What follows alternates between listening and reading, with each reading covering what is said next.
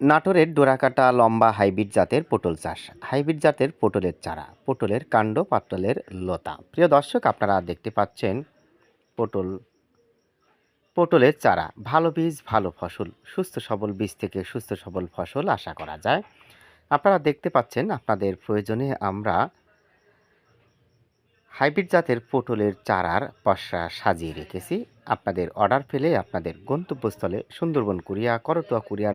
পটল চাষ পদ্ধতি: কতদিন পর পর শুকনো মৌসুমে পটলের জমিতে সেচ দিবেন?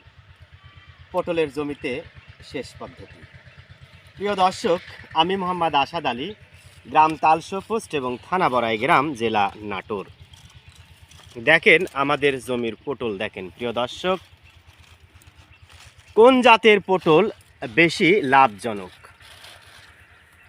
সাধারণত নাটোরের ডোরাকাটা ও লম্বা